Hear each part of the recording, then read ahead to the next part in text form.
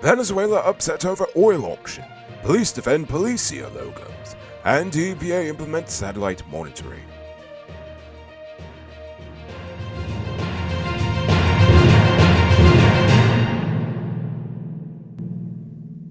I am Rico Beaufort, and this is Uncut News. Do you see what's happening? Send us a tip on WhatsApp at 592-659-6151.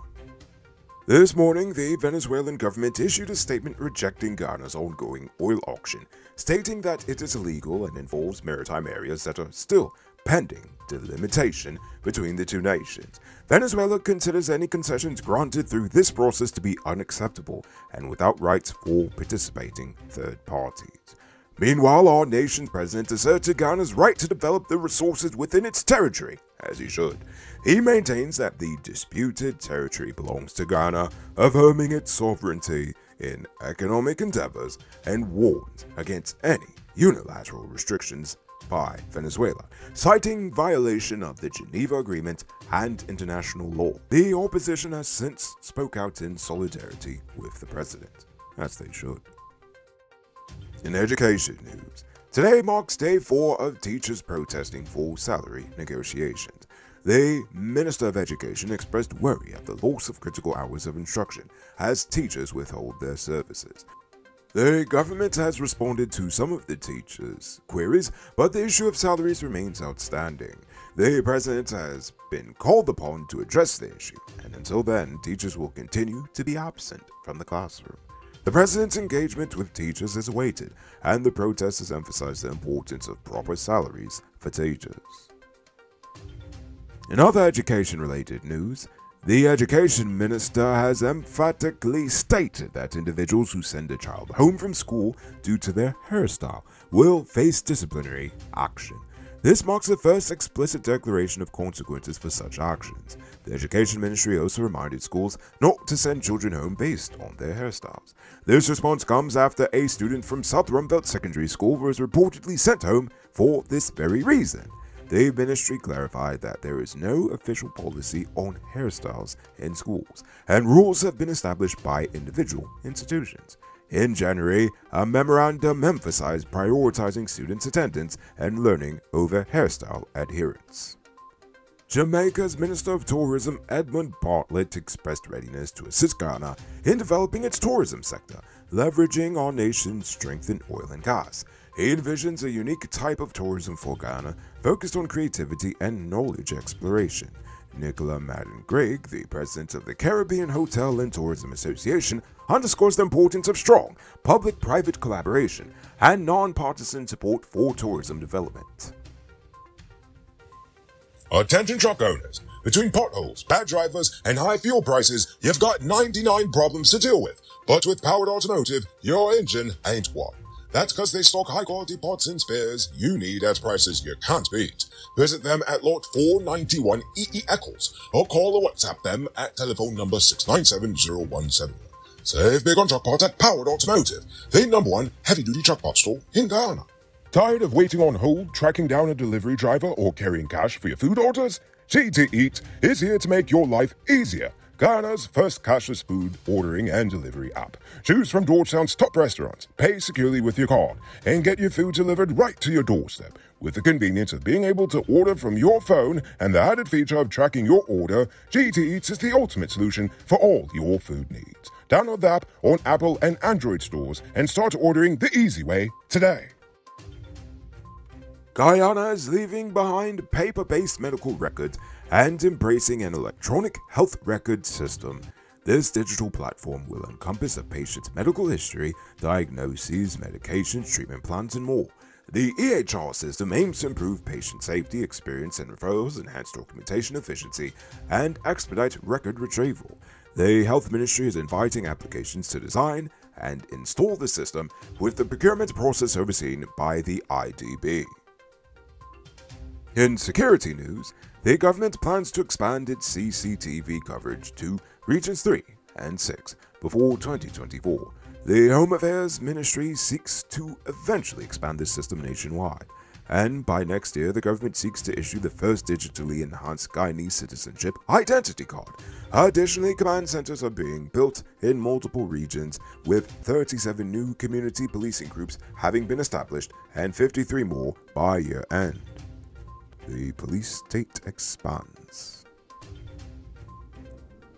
The Guyana Police Force has defended its decision to include the Spanish word for police on its vehicles, stating that it aims to provide a comprehensive and efficient service for all Guyanese.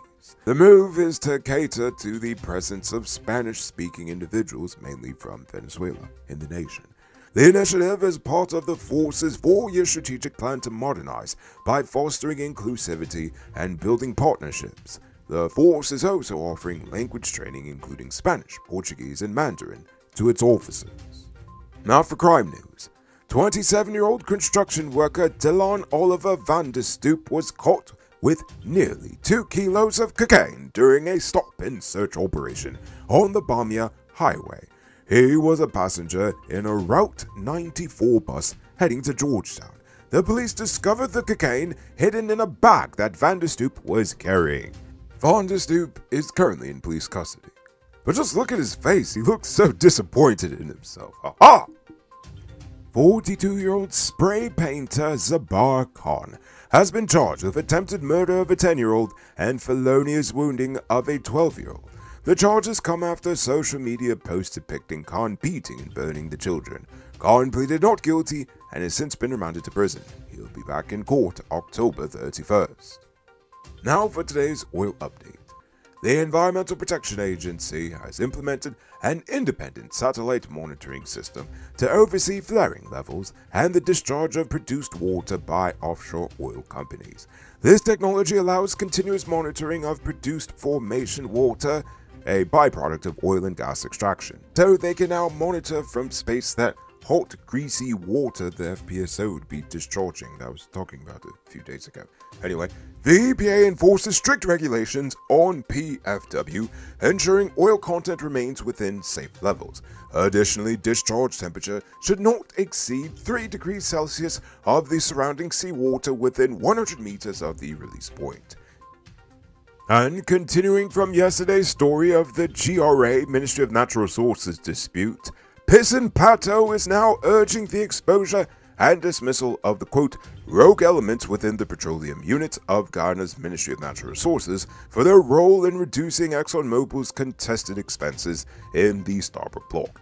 The issue was initially raised by the Vice President, who disclosed that the ministry engaged in talks with Exxon, leading to a significant reduction from over $214 million to just $3 million. The questionable expenses were initially identified by British consultancy group IHS Markit and supported by the GRA.